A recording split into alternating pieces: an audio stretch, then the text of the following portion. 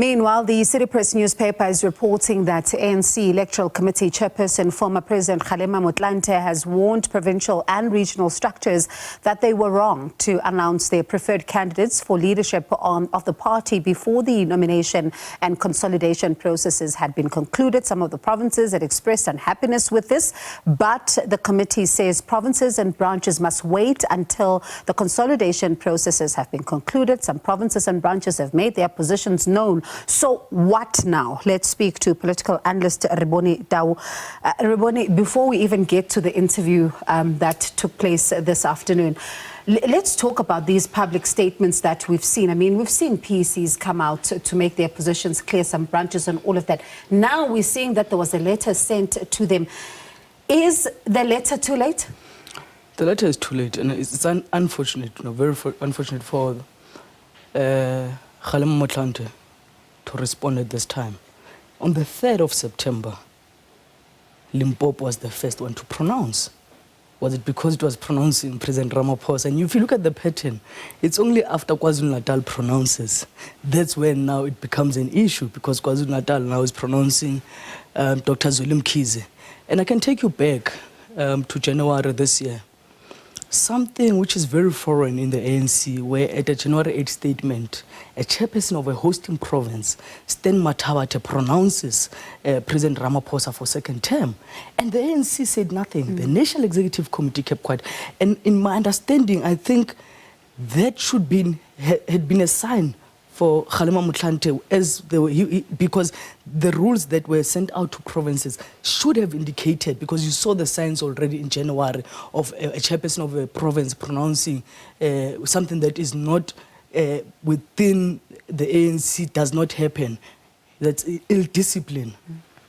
And, you know, you talk about that moment, and let's then go back to, you know, January 8th, because one of the other things that was clear there, apart from this silence, was that the party is putting on all the effort again to branches and make sure that the branches are in good standing, everything is going well, towards December. How much of that between then and now has the work been done to ensure that these branches are in good standing, and are they? And not only in terms of credentials, but really the unity that they've been talking about. I think the National Executive Committee should actually explain to its members what does it mean when you say a branch is in good standing. A branch can be in good standing because of the membership. A branch is also in good standing based on the activities that the branch will embark on in terms of its respective ward, we know of the social ills that happen in communities. And when you realize some of these things, whether service protests, they're happening because branches of the ANC are no longer active, are not holding councillors accountable when it comes to service delivery. So this is one of the things that the ANC can always speak about renewal, but what kind of an ANC branch do they want? The branch of conferences, or a branch that is there to serve the people of South Africa? And you talk about a branch of conferences because some have even argued that the conferences are more about, the election process than it is about actually discussing policy positions. But let's talk about, the step-aside resolution. This afternoon, we're seeing, the parties, Dr. Nkosazana Dlamini-Zuma saying that without immediate prosecution, this step-aside resolution is weak because, she says that some of the leaders wait perpetually for some of the cases to be heard or even anything happen. Interestingly, this comes at the back of what Ace Magashule said on Friday. I mean, if you look at even going to the policy conference, there were debates around this step aside. But I can tell you, when you speak to members of the ANC, this policy conference was a different one. It was a policy conference where just national allocated to province and said, bring 5 delegates, bring 10 delegates there. So it was not a process of BGMs. We wait to see what will happen in December on the step-aside issue, because it is at the center of the ANC. Because, I mean, look at Isma Khashule.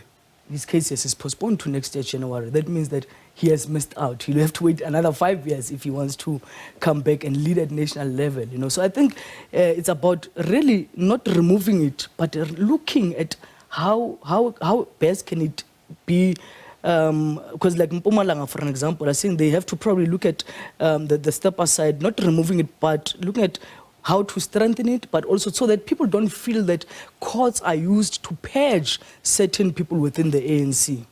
And how much of a fierce contestation is this going to be, though, come December? Because we saw even after she was elected as the regional chair of eThekwini, Zandile Gumede, hinting that some of the branches there are not happy with the step-aside resolution. Now, you listen to Dr. Nkosazana Dlamini Zuma saying that it kind of contradicts the country's courts who say you are innocent until proven guilty. So it really gives us a sense of just how difficult the discussions may be around this issue. I think, you know, what the biggest problem with the ANC is not even the step-aside issue. It's about moral and ethical. I'll give an example. What Dr. Zweli Mkhize did when he resigned as the Minister of Health was something that you won't find when an ANC leader is compromised and their name is brought into disrepute. But he did that, you know. He first went on leave of absence, then he resigned. And if the ANC leaders can do what he did, I don't think that they will even need to step aside. People will just have to recuse themselves until they clear their names. Now, when you listen to what Dr. Dlamini Zuma was saying, she says to Samgele, you know, in 2017, I felt bad that I lost and all of that. But she kind of hints at something there. She says that, but if you look at the support that we had at the time, you will also maybe dig deeper and you may reach a different conclusion about what happened there. And there have always been talks about how close it was and what could have happened. Do we still see this fierce contestation going into December now that she's thrown her hat in the ring? And we know that President Cyril Ramaphosa is also trying to get a second term. It won't be easy for Dr. Dlamini Zuma. We already know that most regions in KwaZulu-Natal are behind Dr. Zweli Mkhize. She still has to see where she's going to get the numbers. The Women's League has been disbanded, and we know that the coordinator of the Women's League is also contesting, by the way, to be the DSG, and she's someone who's very close to President Ramaphosa, Ramkhopa. You look at Baleka Mbete, who in 2017 also had interests to be the president of the ANC. But on the eve of the voting, she then says, I'm no longer contesting, I'm rallying behind President Ramaphosa. And now she is the convener of the Women's League. So as things stand, it's not going to be easy for Dr. Dlamini Zuma because she no longer has the machinery that she had in 2017. So can we then see, because some of the reports are suggesting that provinces could vote in blocks. I mean, they talk about Mpumalanga, Gauteng, Limpopo, Northwest, and the Northern Cape. And if this block voting does in fact happen, how much of a weaker position does it mean for KwaZulu-Natal? Because despite them having the largest numbers, do we see a repeat of 2017? I think let's reflect on all provincial conferences that have said. I don't see any province coming solid in December to that conference. So this gives leverage for KwaZulu-Natal to then negotiate with other groupings in the different provinces. Because conference is about numbers. Gauteng will not come solid behind Paul Mashatile, for an example, as the president, as the deputy president.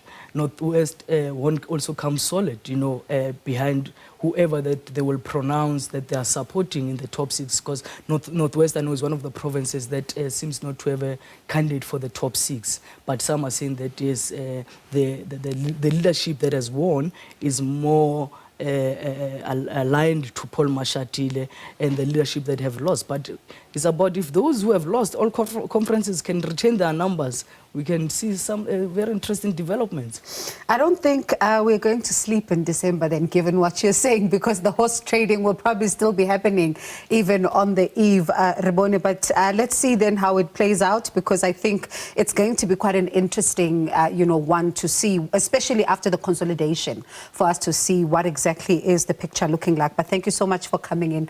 It's been interesting, to hear your thoughts on some of these issues. That's Rebone Tau, a political analyst. And this, of course, is a huge, story as, of course, the ANC gets closer to December. There's a lot of talk around, the public domain as to what happens, and all eyes also on KwaZulu-Natal on Tuesday when we hear from the PEC there. So it's going to be interesting to see which direction